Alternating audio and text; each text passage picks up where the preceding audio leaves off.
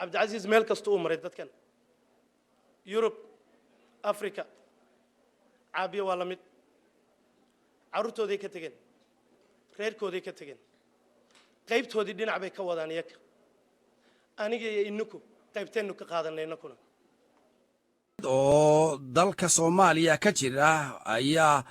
dadka dhibaato caafimaad hayso dibadaha isagu geeya si loogu daweeyo ururkaasi oo la yiraahdo ururka daryeelka caafimaadka Soomaaliyeed ayaa shalay dalka Soomaaliya ka qaaday lix dhalinyaro Soomaaliya oo caafimaad xumo hayso oo geeyay dalka Kenya si loogu daweeyo gudoomiyaha ururkaasi Cabdi Muuse Maaxi ayaan wareysi la yeelanay wariyaha BBC ee Washington Maxamed Xaaji Xuseen ayaa weydiiyay waxa ay kala ahaayeen dadkaasi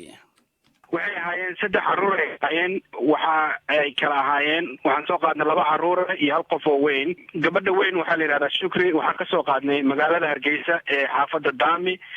waxay qabtay buro dhunta kaga soo baxday oo aad weynaato muddo ku taalay oo iyadoo macnaha waqti dambe ay soo report gareeyeen dhaqaatiirta iyo laba caruur aan ka soo qaadnay magaalada Muqdisho midna wuxuu qabay cudurka madaxa biyaha galo oo loo yaqaan hydrocephalus midna wuxuu ku dhashay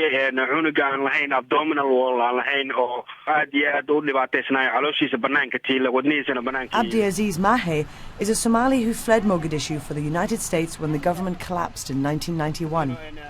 He now fundraises through the Somali diaspora in the US and Canada to bring equipment and drugs to the hospital. This time, he brought 2 containers donated by the Mayo Clinic in Rochester, Minnesota.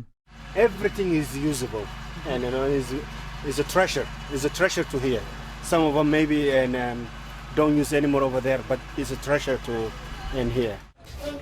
With few doctors left in Somalia who are trained to perform surgery, Mahe also organises for some patients to be sent to Kenya or the US for treatment.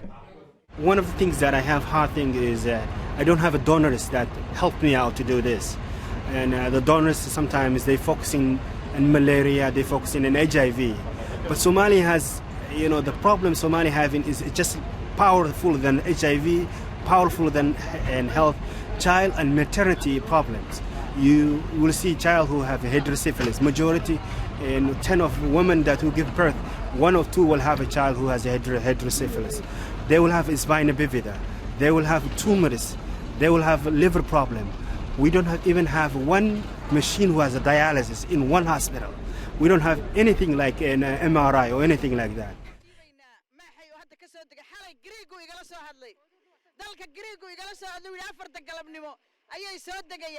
intii ka dambeeya maaxay bay inoo sheegi doonaa dhakhtarkii qalaya xitaa wala socda Afrika ayuu la aaday maaxay uu ka soo noqday maaxay inta dambe nala socodsiiya Assalaamu alaykum waraxmatullaahi wabarakaatuh dhamaantiin waxaan halkan ka salaamaa dadka Soomaaliyeed oo daawanaya barnaamijkan waxaan ugu hambalyeynaa markii ugu horeyso hawsha wanaagsan ay wada qabteen anoo markii ugu horeyso aan rabay inaan u mahad celiyo saaxiibkay Siyaad oo dhinaca iga fadhiyo oo iga taagan marka aan ugu mahad celiyo hawsha weyn oo ila qabtay Amy Club jar xafiiskeeda ila qabatay waxaan rabaa kale inaan u mahad celiyo Mayo Clinic oo ila qabatay arintan oo qayb kamid ah lahaatay waa mahadsantii markii ugu horeyso ilmihi gudaha ku jiraan maamada waatana wala hodashay ilmaha aamini Aisha hooyadood waatana walaashiin waa caaw idin kama xigay marka ay sheegeen saa wax ula qaban lahayd idinka idin jirtaa marka dhamaantiin waxay idin ku sugaysaa inaa caawisaan walaashiin waatana intay joogtaa Mayo Clinic hal sanaysi qaadanaysa caafimaadkeeda dhaqaatiirtu ay la socdaan ilaa Kenya hadda ka nimid waxaan soo marnay meelo badan aan soo marnay diyaarad private oo qaas ah lagu keenay marka waa idin mahad celinaya